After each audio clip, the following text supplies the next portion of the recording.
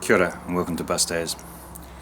Now, the next thing I need to do if I want to do some serious solar testing is to get the panels up onto the bus. Unfortunately, that means I need a hole in the roof to get my cabling back in. Now, you can get these silly little, what are they called, cable entries, I guess, for solar panels. They have two little glands on them. They're quite a small unit, and you basically put it over and seal it around a hole in the roof. Now I don't really like that, so I've come up with a different idea.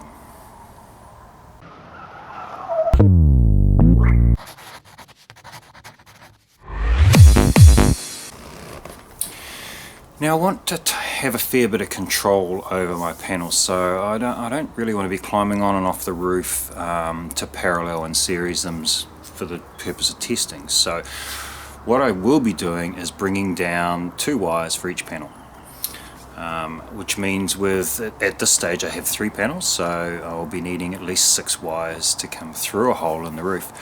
Now with those little units, that means either 6 or at least 3 holes in the roof, and I think I can do it for 1.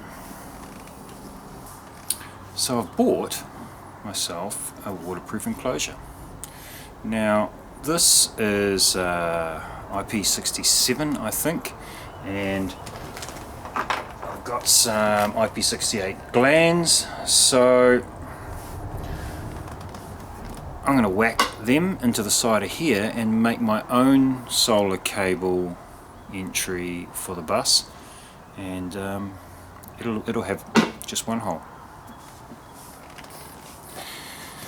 So these glands require a 16mm hole.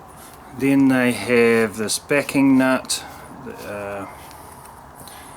so they go through a 16mm hole. There's a rubber washer there for sealing it. Then they have the backing nut come through from the other side and tighten up, and that's the gland fixed. On the other end it has a little rubber ring which fits into this hole like so.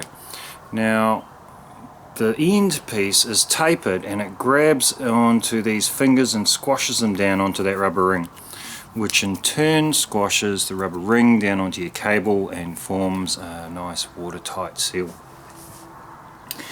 So I just need to pop some holes through here so that I can use these glands. So installing these is really simple. It is literally a case of put it through the hole and tighten up the nut on the back. So that's it. That'll form a waterproof seal with the rubber ring inside there, and then when I stick my cable through, like this piece of cable here, this simply tightens up onto the cable until the cable is both fixed and sealed into position. Now I'll then run the cable down through a single large hole in here. In fact, what I think I'll do, so if I use an S-bend like this one here, cut off along that edge there where the line is and maybe about there, this would go through the roof and into the box. Now it would mean that my entry into the roof is actually stepped up maybe 10-15 mils off the base of the box, should the box itself get any water in it, and it'll also protect all my cables as they'll come down through the pipe, and there's no chance of them chafing on the steel edge of the roof or anything nearby. So that will basically go down, say, through there like that. Now what this also does is it gives me the ability to add more cables quite easily by popping through some more holes, throwing more glands on, and tucking them down through that large hole. So I've got a fair bit of room for expansion. Then the lid comes back on. One of the things that you'll note about waterproof boxes is that they're actually sealed around the inside of the screws that hold the lid on. So what that means is, should there get any leaks through those screws, then it doesn't get into the box. I don't want to use this particular S-bend because that's off of my sink, so I need to grab an S-bend and some sealant and throw this baby on the roof, and then I'll be ready to run cables down into the bus. Well, I'm right out of excuses. It's not too dark, I'm not too busy, it's not too wet, so I'm gonna have to put a bloody great big hole in the roof of the bus. Now, this isn't actually the right tool for it, so I don't think it'll work, but maybe I have to just cut it with a jigsaw. So it looks like it could go there. Probably not too bad for running the cables on the inside of the bus. Keeps it under the roof line, or the highest point in the roof line, and it looks like I'll be able to get my cables in a reasonable bend coming out of here for the bottom cables. So I guess what that means is I need to put a hole pretty much there. And I'll start with a little pilot hole.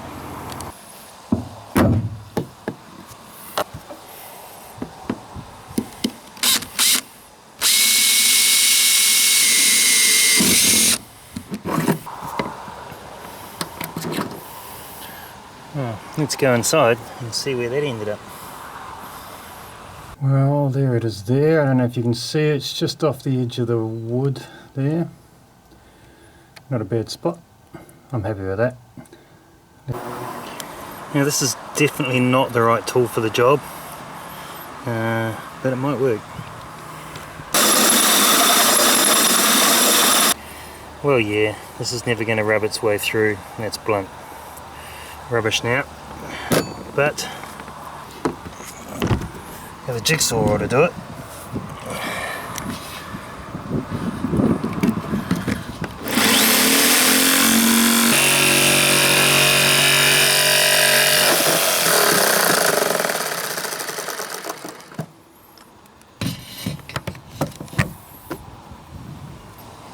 Yeah, that could definitely work. A little bit of edge primer just to protect that cut edge.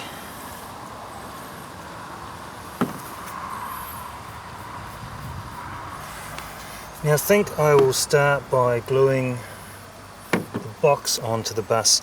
I'm not going to use any screws or anything like that. I'm just going to glue it down with my super trustworthy sikaflex 11FC. I've cleaned it, I've given it a bit of a wipe down with alcohol, likewise the back of here.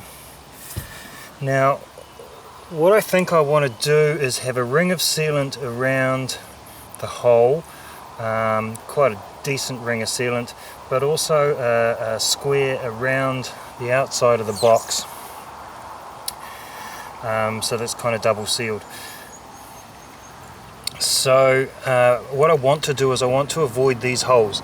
The idea of those holes is that they're outside the sealed area, and so they could leak, and if they do they can drain. So I don't want them to drain into my sealed section, so I'm going to come across here like so.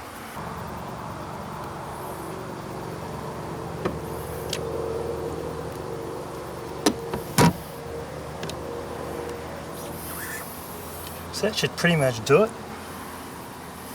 Certainly going to hold it on and should provide a good seal all the way around.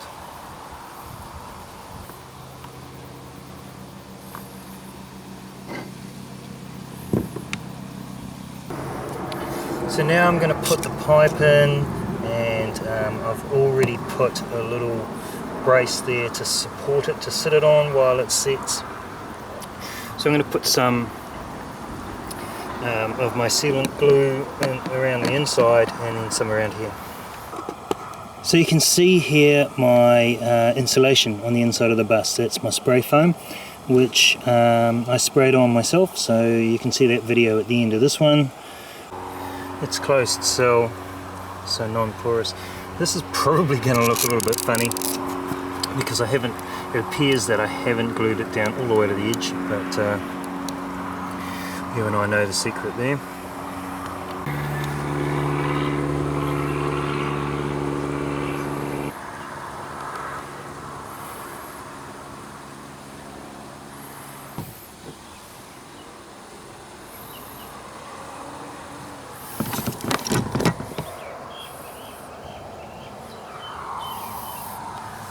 Another bead just around the inside of here to ensure that it's sealed. Just run a bit of tape across there just to hold it in position while it sets. And we're done. So thanks for watching. I hope you enjoyed the video. I threw the lid on top of that overnight to protect it from what turned out to be quite a bad downpour. It was pleasing to find no water inside it, of course, the next morning, no water in the bus, so looks like it's worked alright. Next up, I can put the panels on now, although I do need to make some cable up, so that's for another video. Anyway, if you did enjoy the video, hit all the buttons and like and subscribe and all that, and hopefully it means I'll see you again soon. Take care. Mā te wā.